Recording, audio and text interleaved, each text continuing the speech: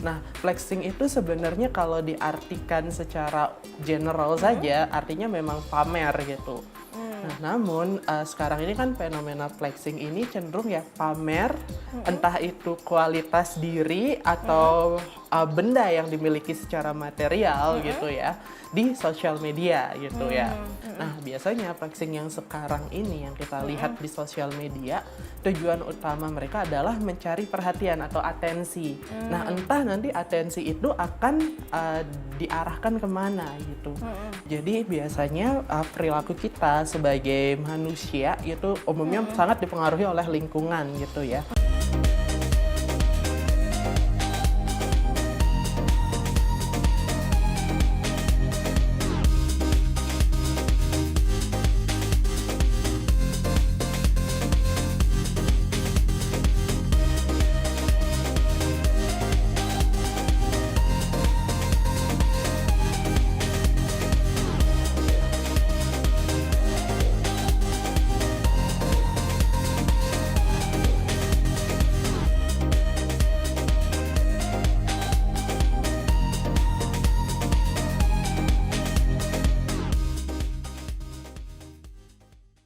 Halo Bunda-Bunda, apa kabarnya?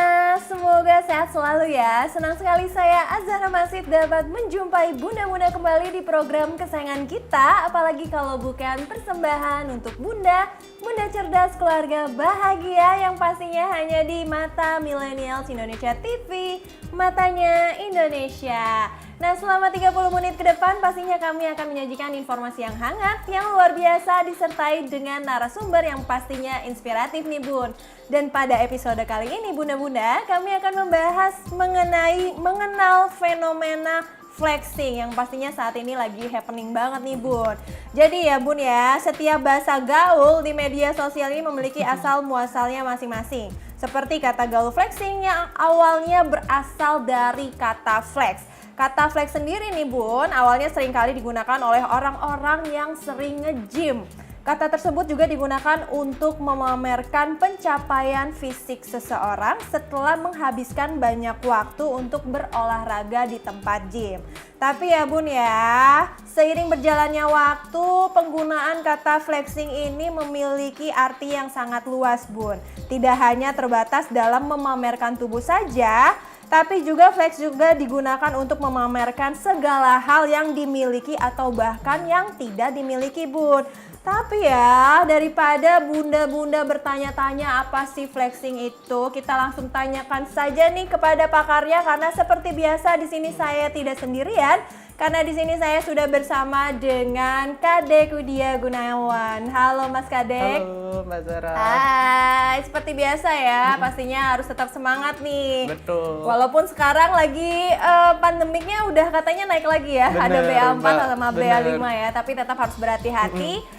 Dan juga pastinya tetap harus menjauhi kerumunan dulu ya untuk sementara waktu. Tapi ya, dari Mas Kadek sendiri nih, sebenarnya Mas Kadek, dari fenomena flexing sendiri, apa sih sebenarnya flexing itu? Tadi kan cuman kayak bridgingan doang nih. Awalnya katanya dari anak-anak di gym ya.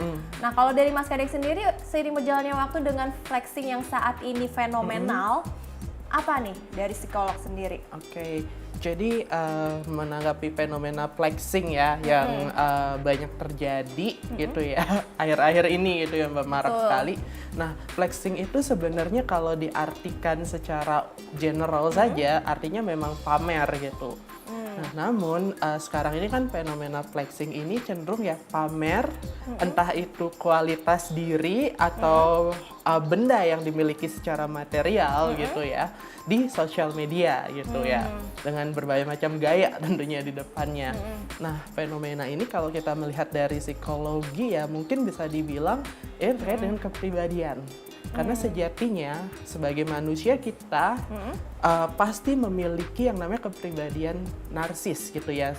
Sedikit ataupun banyak ya intensitas atau dosisnya saja yang berbeda-beda gitu. Karena narsis itu sebenarnya perlu gitu Mbak. Karena dengan kita bisa narsis ya, kita jadi bisa menghargai diri sendiri, merasa diri berharga, pencapaian diri seperti itu. Namun mungkin karena flexing yang sekarang itu dosisnya berlebihan mungkin Nah, ya. itu dia gitu. Maksudnya sedikit-sedikit kan orang narsis, bahkan punya apa aja gitu dinarsisin. Bahkan sampai saking maraknya nih, bahkan orang juga banyak yang misalnya nggak punya gitu, misalnya nggak punya mobil tapi foto di depan mobil orang gitu kan. Itu kan suatu hal yang mungkin bisa dikatakan sudah memiliki gangguan kejiwaan juga nggak sih, seperti itu, ada kaitannya nggak sih? Oke, jadi memang ya narsis, flexing, kalau kita bilang itu gangguan ya mungkin belum sampai, tapi itu bisa jadi tanda-tanda atau gejala-gejala yang mengarah ke permasalahan kesehatan mental ataupun masalah kepribadian di sini. Nah, tapi kalau misalnya kita ngomongin flexing, ini sebenarnya kenapa sih bisa terjadi? Ataukah karena gaya hidup sosial, ataukah misalnya seseorang itu mempunyai tingkat keirian gitu sama temannya kah, atau siapapun misalnya, misalnya dia mengidolakan seseorang yang mana misalnya dia pengen barang itu juga gitu sama, nah akhirnya dia mengupayakan segala hal untuk bisa flexing. Nah, tapi kalau misalnya ditanya ke Mas Kadek sendiri, kira-kira kenapa itu bisa terjadi? Oke, kalau kita bertanya kenapa gitu ya, pasti kita menanyakan motif atau motivasi dari seseorang untuk melakukan flexing tersebut.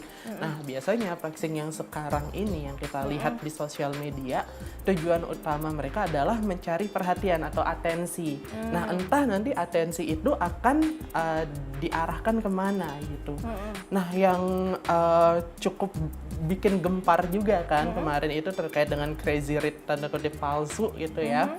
Nah, itu kan tujuannya jelas ya, yaitu untuk menggiring atau mengajak seseorang berinvestasi di produk investasi yang tidak benar atau tanda kutip bodong lah ya, seperti itu.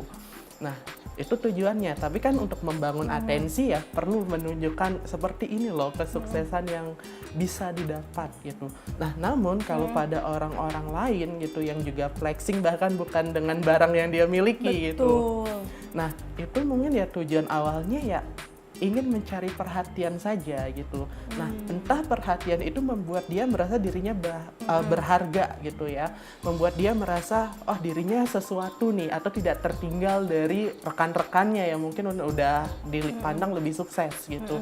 Jadi ada masalah kepercayaan diri juga di sini. Atau mungkin self confidence, self esteem seperti itu ya, keberhargaan dirinya diukur dari benda-benda yang tadi material yang dipamerkan gitu ya. Berarti kalau dari penjelasannya Mas Kadek nih ya, tujuan orang melakukan flexing itu ada beberapa hal ya. Betul. Misalnya salah satunya adalah untuk mencari perhatian, atau mungkin juga bisa dikatakan supaya misalnya tidak terlihat misalnya kalau orang ini tidak punya tapi malah akhirnya punya gitu. Dan itu juga kan mungkin membuat proud gitu ya, myself, padahal sebenarnya itu bukan hal yang untuk ditiru ya bunda-bunda. Jadi mungkin bunda-bunda di rumah juga bisa ngajarin nih kepada anaknya gitu untuk tidak selalu pamer, apalagi benda-benda yang bukan miliknya, karena saat ini juga lagi happening yang seperti itu ya Mas Kadek. Nah, tapi kalau misalnya tadi Mas Kadek juga bilang mungkin flexing juga bisa jadi karena adanya kurang percaya diri juga. Nah, ini juga bisa juga dengan adanya hal insecurity juga kah misalnya, dan kenapa alasannya gitu kurang percaya dirinya itu dari apa gitu? Mungkin kan sekarang setiap orang ada punya kelebihan, ada punya kekurangan gitu. Terus misalnya ada yang barang dipunya, ada yang tidak dipunya juga. Kenapa orang itu bisa mempunyai insecurity? Oke, jadi biasanya perilaku kita sebagai manusia itu umumnya sangat dipengaruhi oleh lingkungan gitu ya. Nah, ketika kita masih kanak-kanak, masih kecil gitulah ya. Nah, perilaku kita umumnya dipengaruhi sekali oleh lingkungan satu keluarga gitu. Namun mulai kita remaja dan seterusnya, yang lebih banyak berpengaruh di perilaku kita, di sikap kita gitu, atau cara pandang kita adalah teman sebaya. Jadi lingkungan sosial ya, apakah kita kuliah, apakah kita bekerja. Nah, ketika mungkin kita ada di lingkungan teman sebaya yang mana orang-orang di situ memang ya cenderung memiliki perilaku flexing ini sendiri seperti tadi, dan memang secara finansial mereka memang mampu untuk itu gitu. Nah, kita yang mungkin belum sampai di tahap itu pasti akan satu ya, tadi kecil hati. Terus menurut saya insecure, takutnya dipandang sebagai orang yang tanda kutip tidak sukses. Apalagi mengingat standar kesuksesan makin dewasa ini makin bergeser sekali gitu. Kalau dulu mungkin orang sukses itu ya mungkin at least satu mobil, punya rumah sendiri, punya sawah gitu mungkin ya. Kalau sekarang nggak cukup satu mobil gitu, nggak cukup mereknya yang biasa aja gitu kan, harus yang mungkin sport car gitu, terus rumahnya pun harus yang misalnya di daerah-daerah yang memang daerah gedongan gitu ya. Nah, sehingga lingkungan pergaulan yang seperti ini cenderung membuat kita jadi merasa rendah, merasa kecil, insecure gitu. Dan ketika kumpul dengan teman-teman yang seperti itu pun kita nggak nyaman ketika tidak ada sesuatu yang bisa dipamerkan gitu. Atau misalnya jadinya jadi tidak membanggakan juga ya, misalnya kita lagi kumpul, si A punya apa, si B punya apa, berarti kan itu harus gimana caranya kita tuh bisa mengontrol diri dan juga bisa membatasi diri ya. Betul. Tapi sebelum masuk ke situ nih, kan Bunda juga pengen tahu nih, kenapa sih maksudnya flexing itu bisa dilakukan untuk pencitraan diri gitu. Nah ini maksudnya gimana sih gitu? Pencitraan diri atau kadang juga personal branding ya, Iya betul, bilangnya. personal branding, apalagi sekarang zaman sosmed kan. Nah, sebenarnya flexing ini ya tadi ya dua sisi, ada positif negatif. Sisi positifnya itu adalah kita bisa melakukan personal branding dengan itu. Cuman ada dua hal yang harus atau perlu sekali kita perhatikan agar personal branding itu berhasil, agar nanti tidak dihujat atau dikatain flexing gitu kan. Nah, hal yang penting untuk diperhatikan ketika melakukan flexing agar ke arah yang positif atau personal branding ini, yang pertama adalah apakah yang kita katakan tentang diri kita, kita punya apa gitu ya, atau kita pernah melakukan apa, pencapaian kita itu apakah bisa benar-benar dibuktikan gitu. Dalam artian ya ada bukti otentiknya, atau ada evidence gitu, baik berupa sertifikat yang ada nama kitanya, ataupun ya dokumen penting lainnya gitu. Jadi nggak hanya sekedar foto di depan mobil atau depan rumah orang gitu ya diklaim gitu, itu kan juga bisa dibuktikan. Ataupun yang sempat terjadi juga dari dulu adalah mengaku punya prestasi yang membanggakan. Iya, gitu, tapi nyatanya enggak gitu ketika kan. ditelusuri. Padahal dari dokumen foto-foto yang ditunjukkan tidak ada dia berdiri di podium ataupun di foto membawa piala itu dan disalami oleh panitianya gitu mungkin ya. Nah, sehingga kan itu jadinya nggak valid. Orang akan cenderung menganggap pamer, mau hujat. Kemudian hal kedua yang nggak kalah penting diperhatikan adalah norma sosial tempat kita berada atau negara tempat kita berada sekarang. Gimana tuh? Nah, norma sosial itulah yang akan membuat apakah yang kita lakukan itu dinilai sebagai hal yang masih appropriate dan diterima oleh masyarakat sebagai bentuk self atau personal branding, ataukah itu udah dianggap terlalu berlebihan sehingga jadinya flexing gitu kan. Jadi ya norma sosial itu beda-beda gitu. Misal sebagai contoh, untuk mungkin bunda-bunda kalau punya orang tua yang masih hidup gitu ya, tinggal serumah kan kadang mereka sering tuh bawa handphone, foto cucu-cucunya dipamerin ke teman-teman, sosmednya juga gitu kan, lucu ya. Nah, hal seperti ini secara norma sosial mungkin bisa diterima. Nggak ada kan orang yang menghujat kakek nenek karena pamer dengan tentang cucunya yang lucu segala macam gitu. Nah, tapi kalau misalnya kakek nenek itu bilang cucunya pintar gitu, terus dia mengklaim ditambahkan tulisan orang tuanya sibuk semua, ini berkat kami, berkat saya gitu. Nah, itu sudah agak melenceng dari norma sosial yang ada gitu.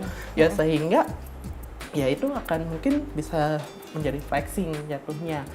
Contoh lainnya lagi, seorang atlet yang menang medali emas, dia difoto kan di podium menerima penghargaan, dia post di sosial media, ada dia cantumin, dia cantumin di mungkin profil picture-nya, ya gitu.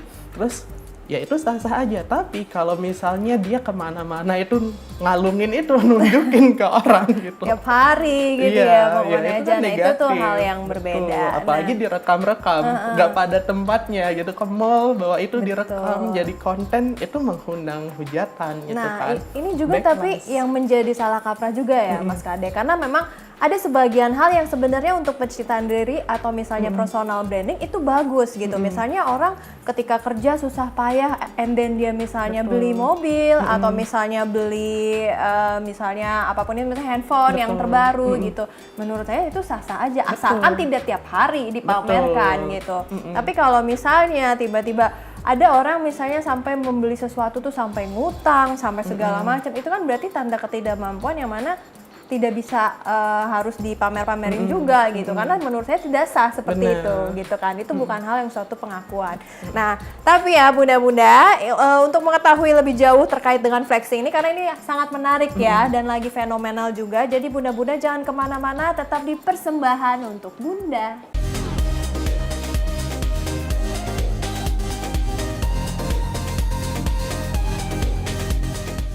Terima kasih bunda-bunda masih menyaksikan Persembahan untuk Bunda dan masih bersama saya Zahra Masid dan juga Saya Kadek Widya Gunawan. Iya, nah kalau misalnya kita ngomongin flexing itu kan memang ternyata luas banget ya. Tapi sebenarnya apa nih yang harus kita waspadai dari orang yang melakukan flexing?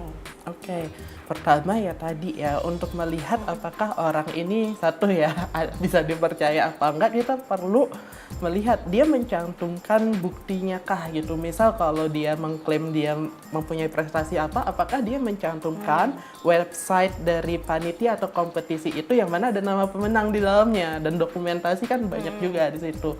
Jadi nggak hanya berupa kata-kata atau foto yang mungkin sulit dibuktikan kebenarannya. Lagi bisa diedit ya. Iya, zaman betul. sekarang ada Zaman sekarang Photoshop sudah canggih gitu kan, sekali. sudah canggih.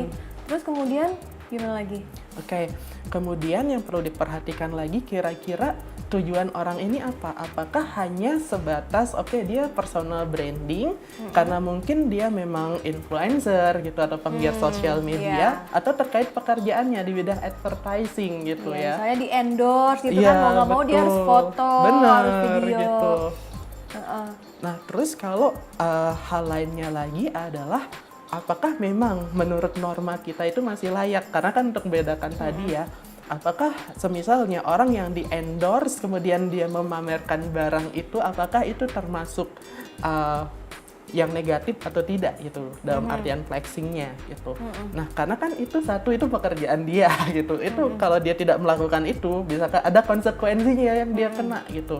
Sehingga itu lebih bisa diterima menurut saya gitu ya, dibandingkan dengan orang yang di-endorse enggak, pekerjaan yang enggak di situ, tapi pamer terus gitu. Iya, tapi kan kadang kita juga nggak bisa ngebedain nih kalau misalnya kita ngelihat dari sosial media gitu ya, karena kan zaman sekarang itu sosial media itu bisa dimanipulatif ya. Misalnya ada yang orang kaya mungkin bagus-bagus aja sih kalau dia di tampilan di sosial medianya sederhana aja gitu. Tapi bahkan ada juga yang kebalikannya. Ada yang misalnya kita taunya nih orang baik-baik nih pencitraannya di sosial media, tapi nyatanya juga enggak. Aslinya ternyata anaknya nakal gitu. Karena kan tampilan sosial media itu kan bisa dibikin semenarik mungkin supaya misalnya mendapatkan engagement ataupun supaya orang juga bisa memfollow dia gitu. Jadi kan bagaimana orang ini bisa membuat citra yang sangat positif atau yang sangat baik di sosial media. Jadi bunda-bunda harus hati-hati nih, misalnya jangan asal sembarangan, oh orang ini punya tas baru terus, siapa tahu dia di-endorse kan. Ada misalnya biaya yang dikeluarkan untuk si influencer itu, kemudian mau nggak mau influencer tersebut akhirnya mengupload sebuah foto yang mana menggunakan tas baru terus, seperti itu ya Mas Kadek. Nah berarti kalau ini kan agak sulit ya untuk mewaspadai misalnya idola-idola kita atau bahkan circle kita gitu, apakah orang itu flexing atau tidak. Nah tapi kalau misalnya ngomongin sosial media juga atau circle ini kan sebenarnya di satu sisi nih, secara tidak langsung manusia itu kan punya rasa keingintahuan ya. Memang diciptakan seperti itu supaya terus tahu mengenai ilmu, pengetahuan ataupun mengenai pengalaman dan banyak hal experience gitu. Nah, supaya kita ini tidak tersesat gitu ya istilahnya, atau misalnya kita tidak mengalami gangguan kecemasan yang berlebihan akibat dari circle kita misalnya banyak memamerkan prestasi ini itu segala macam, tapi kita nggak punya apa-apa gitu. Kita nggak punya suatu hal yang bisa dibanggakan kalau dibandingkan circle kita, dibandingkan orang-orang yang kita follow, misalnya influencer ataupun pakar dan segala macamnya. Nah itu bagaimana cara kita mewaspadai atau kita punya boundaries terhadap itu semua? Oke.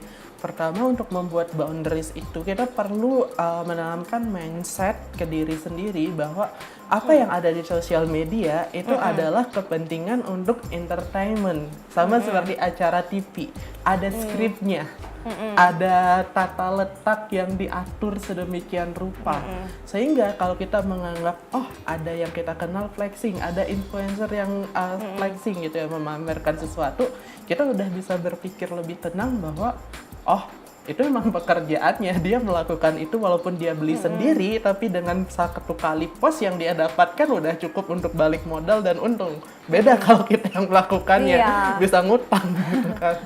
Jadi memang kita perlu untuk men-treat sosial media itu, oh memang yang ada di situ tuh tujuannya entertainment, advertising lebih-lebih gitu kan, bahwa ya apa yang dipost seseorang belum tentu kehidupan aslinya benar-benar seperti itu. Mungkin sebagian kecil memang iya gitu, tapi sebagian besar kan tidak gitu. Itu juga sosial media kan di zaman sekarang juga salah satu ladang pekerjaan ya gitu ya, otomatis pasti ya ada yang akan mungkin menjadi influencer, terus endorse, seperti itu. Nah, dengan men-treat itu sebagai ya media entertainment atau advertising, ya kita juga akan tidak menganggap itu personal sekali gitu. Iya, tapi bisa juga ya Mas Kadek, kadang saya juga kan ibaratnya kita semua tidak dipungkiri lah bahwa saat ini hampir semua orang bahkan di seluruh dunia itu punya sosial media. Betul. Gitu kan. Nah, kayak saya juga misalnya kalau misalnya pasti setiap orang juga pada punya keinginan. Betul. Atau misalnya aduh pengen punya ini nih karena ngelihat dia posting ini, atau misalnya aduh pengen jalan-jalan ke Bali nih misalnya karena temen ada yang jalan-jalan ke Bali. Tapi sesimpel adalah ketika misalnya kalau bunda-bunda tidak ingin merasakan gangguan kecemasan atau tidak ingin memiliki rasa iri atau jealous terhadap temannya atau terhadap siapapun itu, mungkin bisa difilter juga sosial medianya. Misalnya siapa teman-teman bunda yang pengen bunda ikutin, atau misalnya kan bisa di mute juga tuh di tampilannya misalnya gitu. Nah, untuk mengurangi rasa kecemasannya bunda nih, karena ketika orang melakukan flexing, otomatis orang sekitar juga terkadang ada keinginan untuk memiliki, walaupun cuman pengen doang ya, belum tentu orang tuh mau beli misalnya, belum tentu mampu juga. Tapi kan kalau keinginan tuh pasti ada, aduh bagus ya tasnya misalnya, aduh bagus sekali misalnya dressnya, kayak dia ganti dress terus deh seperti itu. Nah, itu salah satu cara juga nih buat bunda. Nah, tapi kalau misalnya tadi kan Mas Kadek juga kan ngomongin ada hal negatif ataupun positif terkait dengan flexing. Nah, tadi sempat disebutkan kalau misalnya positif adalah untuk personal branding, untuk image, untuk citra gitu. Tapi kalau flexing yang pada umumnya terjadi saat ini, apakah itu bisa dikatakan bersifat negatif kah? Negatifnya ini dalam artian apa nih? Bisa dijelaskan? Apakah negatif bisa ke orang-orang sekitar kah? Atau sebenarnya negatif untuk personalnya dia sendiri gitu? Oke. Baik, jadi memang sisi negatif dari flexing itu umumnya sih dirasakan oleh orang itu sendiri. Karena tadi ketika memang dia pamernya udah melenceng dari norma yang ada atau yang diizinkan oleh norma sosial, pasti ada backlash. Backlash itu munculnya haters, hate comment gitu kan, hate speak bahkan, ataupun mungkin ya kehidupan dia jadi sangat digali oleh orang lain. Kenapa? Karena ya yang namanya kita post something ya tentang hidup kita di sosial media, ya itu akan selalu ada gitu ya, meskipun kita hapus ada yang tahu caranya untuk menggali itu lagi gitu. Jejak digital. Betul. Ya pasti masih ada gitu. Dan iya, backlash-nya ya orang yang merasa sebel, nggak suka gitu ya, terpengaruh mungkin, ya mereka akan nggak berhenti mengganggu gitu ya. Nah, itu kita anggap sebagai itu emang konsekuensi dari apa yang dilakukan, ya itu pasti ada gitu. Nah, sehingga ya dampak negatifnya sih yang merasakan diri sendiri ya terutama, tapi juga orang lain kan akan kesel dengan kita. Orang lain kesel dengan kita yang sebenarnya kita membuat pencitraan bahwa kita itu sangat annoying di sosial media, ya otomatis ketika kita bertemu orang baru yang melihat kita di sosial media menjadi orang yang sangat annoying, dalam pikirannya ya mungkin dia akan menjudge kita sangat annoying, impresi pertamanya itu gitu kan. Sehingga ya mungkin kalau kita suatu ketika kita udah punya image orang yang annoying di sosial media dan kita misalnya ingin keluar nih dari sosial media, kita ingin bekerja yang benar gitu, mungkin juga akan sulit gitu. Bekerja yang benar itu maksudnya mungkin ikut di perusahaan gitu ya. Mungkin Karena orang citranya juga ya, udah jelek. Betul. Nah itu kan berarti harus perlu perhatian juga ya sama orang-orang yang seperti itu. Nah tapi kita selaku circle-nya ada nggak sih misalnya kayak bukan suatu kewajiban juga ya, tapi kan kalau kita lihat dari situ kan sangat annoying gitu kan. Nah kira-kira kita nih sebagai yang satu circle-nya, kira-kira harus gimana sih gitu? Ataukah memang kalau karakter yang seperti itu yang memang dia memang niatnya flexing ya gitu, itu susah gitu untuk berubah? Jadi memang sebagai satu circle kita bisa menegurnya. Kenapa? Kita pasti nggak nyaman dong dengan perilaku dia. Dan orang kenal kita satu circle dengan dia, otomatis kita juga dapat bad impression dari orang lain, kesan pertama yang buruk gitu kan. Padahal kan tujuannya manajemen impresi atau kesan itu untuk personal branding adalah kita menjadi orang yang memang favorable atau sesuai dengan apa yang diinginkan lingkungan untuk mereka mendekat gitu kan. Meskipun memang kita boleh punya ini ya identitas atau jati diri sendiri gitu, tapi ketika mungkin kita harus bekerja dengan orang lain, kadang memang kita perlu untuk personal brandingnya seperti itu. Nah sebagai temannya pun kita akan kena dampaknya kalau banyak yang sebel dengan dia gitu. Iya, malah jadi akhirnya mau nyari tahu ya, emang orangnya kayak gimana sih, malah jadi bahan omongan juga seperti itu. Nah itu berarti seenggaknya kita juga harus memberitahu juga gitu ya, menegur lah. Mungkin jangan menegur menjadi suatu treat ya, jadi kayak ancaman, tapi menegur secara baik-baik. Namanya juga temen kan gitu, ibaratnya malah harusnya dibawa bercanda. Ya kalau memang susah dirubah ya berarti kan itu beda lagi ya. Tapi memang mungkin udah masuk ke kepribadian tadi. Tapi gitu. Kalau misalnya memang yang namanya teman, pasti kan kita bisa memberikan informasi yang baik kalau itu selagi positif ya. Nah, tapi terkait dengan seputar flexing ini, dampaknya khususnya untuk gangguan psikologi gimana, itu akan dibahas di segmen selanjutnya. Jadi buat bunda-bunda jangan kemana-mana, tetap di Persembahan untuk Bunda.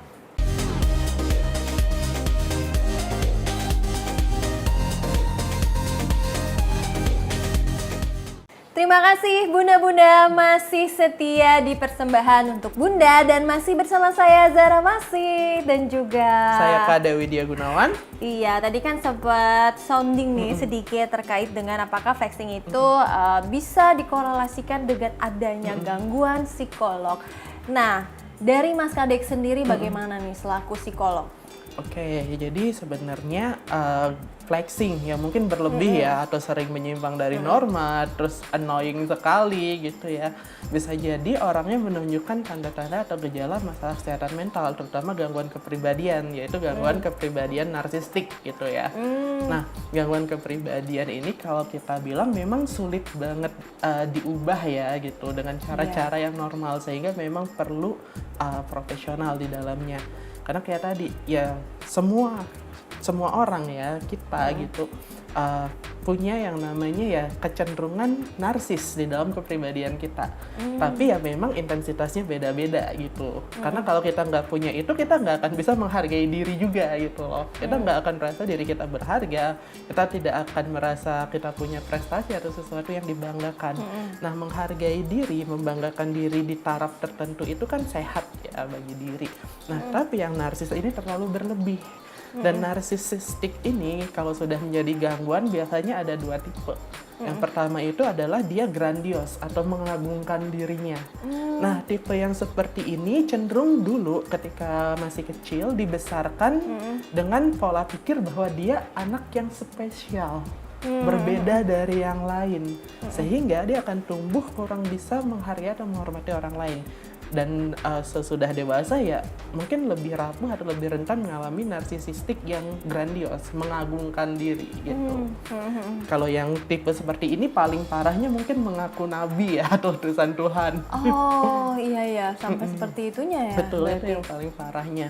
Nah kemudian tipe yang satu lagi, yang kedua itu adalah tipe di mana narsisistiknya vulnerable, dalam artian oke, dia bisa menyombongkan diri berlebih, tapi ketika ada mungkin yang prestasinya hampir mendekati dia atau kepemilikannya sama, dia akan cenderung bersaing, insecure-nya makin tinggi, makin kacau perilakunya untuk bisa bersaing, pamer segala macam.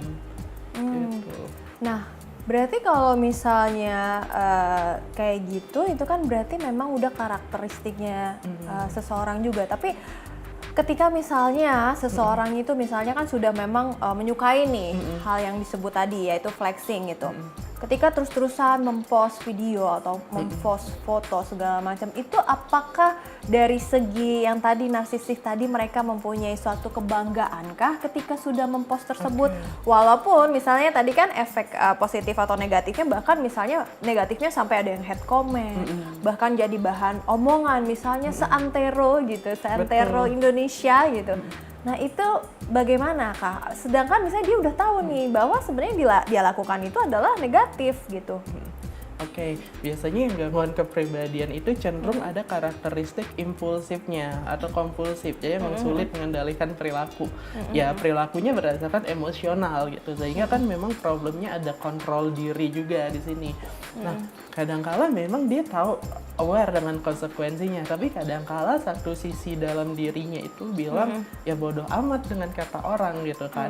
Karena kayak tadi, ketika dia memang dibesarkan dengan pola asuh yang menganggap dia itu memang spesial, dia punya privilege yang lebih, ya dia akan, ya di satu titik mungkin dia akan merasa oke, kayaknya ini udah berlebihan, tapi ya jalan terus karena dia udah terbiasa orang itu memuja-muja dia, jadi dia akan posting untuk dapat perhatian, dan itu membahagiakan, euforia bagi orangnya.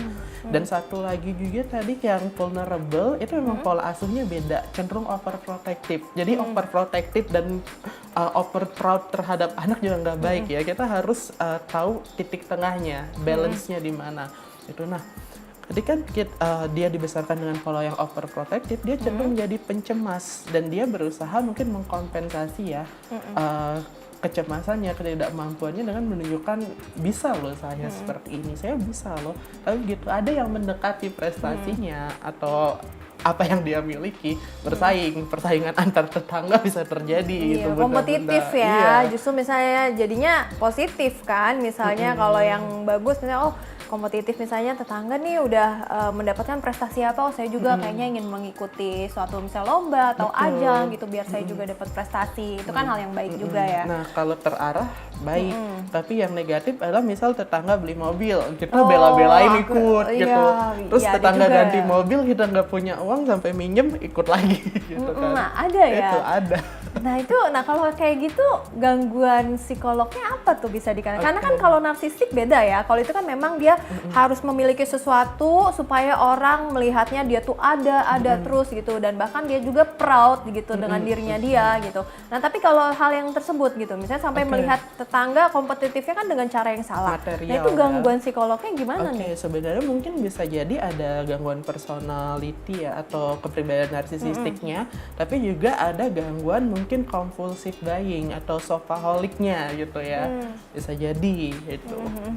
Nah, cara menanganinya nih supaya tidak terkena seperti itu gitu. Karena sempat ada yang viral nih kalau nggak salah tahun kemarin gitu kan. Jadi ada tetangganya yang renov rumah baru, akhirnya dia juga ngikutin juga. Ada yang seperti itu. Nah itu kan berarti suatu hal yang jatuhnya impulsif ya. Betul. Nah kalau seperti itu, apakah memang dia didorong dengan adanya keuangan juga secara finansial gitu, dia mampu untuk memenuhi itu, untuk ngikutin tetangganya. Dan yang kedua itu kan berarti kan ada gangguan psikolog gitu. Nah itu bagaimana? Oke, jadi jika seperti itu memang kita perlu penanganan yang cukup ini ya, cukup terintegrasi juga, karena sekali lagi ada narsisistiknya. Orang yang narsis cenderung merasa mereka tidak bermasalah, yang bermasalah orang lain. Lingkungan, teman-temannya gitu. Jadi kesadarannya memang kurang, sehingga kan kita bilang menangani gangguan kepribadian itu sulit karena seolah-olah kita mengubah kepribadian orang itu yang sudah ada pada dirinya dari kecil, bahkan ditanamkan ya, misalnya tadi yang grandios ataupun yang bahkan yang vulnerable sekalipun mereka akan merasa itu justifikasi mereka, saya dulu hidupnya sulit gitu. Tapi sekarang ya boleh dong saya kayak gini ya. Itu seperti kompensasi lah gitu.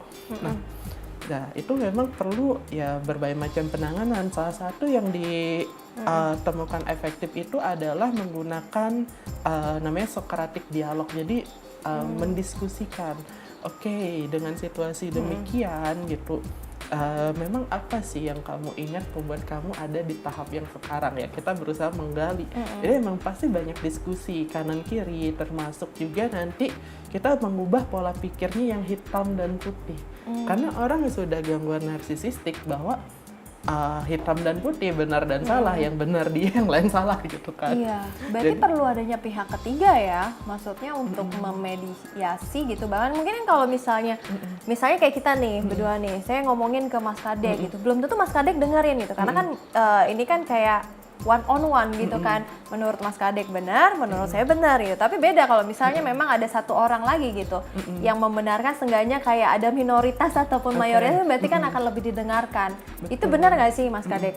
Nah betul, jadi memang ketika penanganan narsisistik ini kita memang akan sulit berproses dengan orangnya.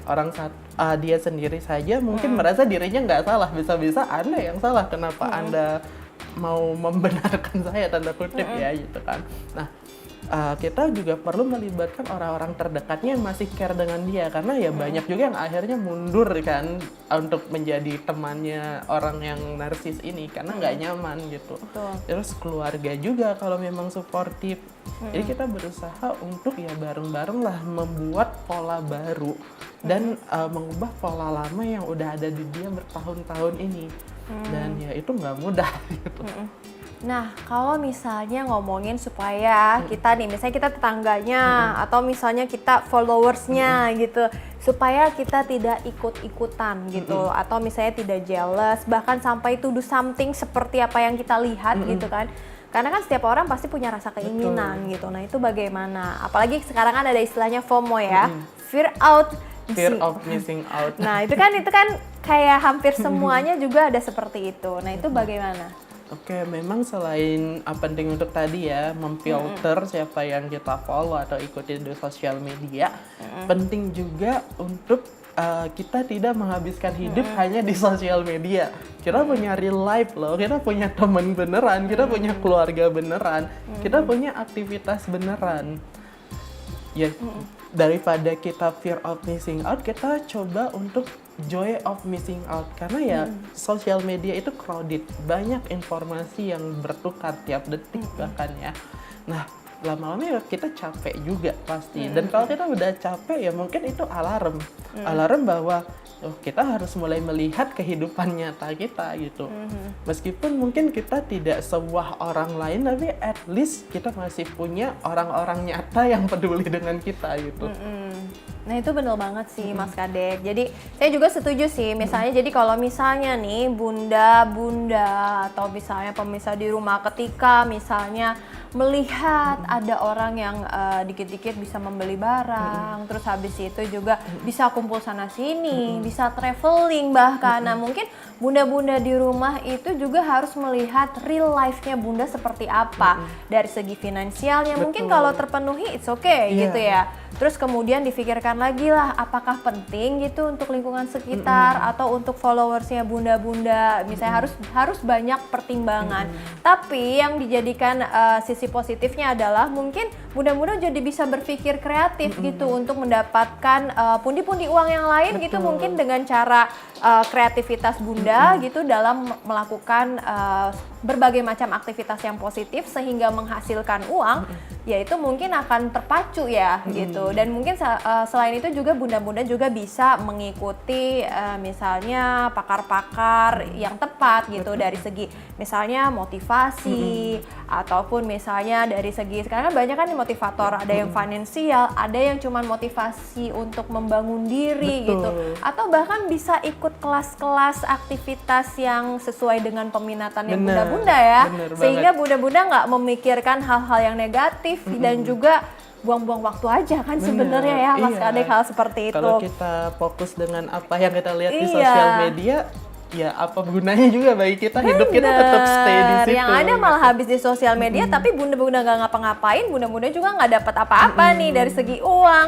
waktunya habis, nggak bisa ngurus anak juga, malah jadinya ketinggalan. Nah Mas Kadek, terakhir nih mungkin bisa dikasih tahu kepada bunda-bunda di rumah bagaimana yaitu caranya supaya lebih memikirkan gitu, misalnya merawat anak-anaknya gimana sih supaya, apalagi zaman sekarang kan zamannya handphone, gadget, sosial media, mungkin anak-anak dari kecil juga udah merasakan fear out missing out gitu kan, ketika temennya punya apa dia juga pengen punya. Nah itu bisa dijelaskan kepada bunda-bunda di rumah. Oke, jadi memang memberikan gadget kepada anak zaman sekarang itu seperti tak terhindarkan, apalagi mengingat itu pun penting bagi mereka untuk sekolah online gitu ya kemarin pas pandemi tinggi-tingginya. Tapi kalau sekarang kan mereka udah bisa sekolah offline, ya mungkin kita balik lagi harus mulai membiasakan anak untuk membatasi waktunya ketika menggunakan tadi ya gadget gitu. Hanya untuk kepentingan sekolah, kita bisa nyalakan mungkin parenting mode-nya atau kids mode-nya agar nggak semua aplikasi bisa terinstall gitu, hanya yang esensial saja. Dan juga ketika memang ada waktu sebentar apapun, cobalah untuk bermain dengan anak, latih dia melatih kreativitas, imajinasi bahkan ya. Karena anak ketika mereka lebih sering bermain dengan gadget, imajinasi mereka, kreativitas mereka kadang itu terbatas. Karena masa kanak-kanak kan masa membayangkan, berimajinasi gitu. Mungkin zaman dulu gitu kita mainnya dengan kardus, membayangkan itu jadi apa, terus dibuat lah gitu. Kalau sekarang kan tinggal bikin di gadget gitu, mungkin bisa ya ada aplikasi yang membuat. Tapi kan kita nggak merasakan langsung, kita hanya merasakan hanya dari layar gitu. Nah itu benar banget sih Mas Kadek, dan juga mungkin bunda-bunda di rumah juga nih bisa memulai edukasi kepada anaknya supaya tidak flexing ya. Jadi anak-anak juga jangan apa-apa tuh kebutuhannya tuh langsung dipenuhi, mau apa aja diturutin. Tapi bunda-bunda bisa memberikan gift adalah dengan ketika anak-anaknya itu misalnya mencapai target mereka. Jadi ketika mereka ada upaya kerja keras, mereka mendapatkan appreciate, nah itu juga akan membantu mereka ketika dewasanya supaya mereka juga tidak gampang untuk mendapatkan sesuatu seperti itu. Menghargai proses gitu ya. Betul, menghargai proses dan jadinya bisa memfilter apapun itu yang baik dan juga yang buruk. Jadi tidak semuanya apa-apa tuh harus ada karena anak-anak zaman sekarang juga banyak yang seperti itu. Nah, tapi Mas Kadek, kita ternyata sudah di penghujung akhir acara, sudah 30 menit, dan terima kasih sudah hadir di sini Mas Kadek. Terima kasih. Nah, buat bunda-bunda di rumah juga tadi sudah disampaikan juga ya oleh Mas Kadek apa itu flexing dan juga bagaimana cara menahan diri agar tidak ikut-ikutan flexing. Nah, jadi di sini juga untuk bunda-bunda jangan lupa untuk saksikan terus persembahan untuk Bunda di episode selanjutnya yang pastinya nggak kalah menarik daripada episode hari ini. Dan saya Azahra Masid bersama dengan saya Kadek Widya Gunawan. Kami pamit undur diri dan bye-bye.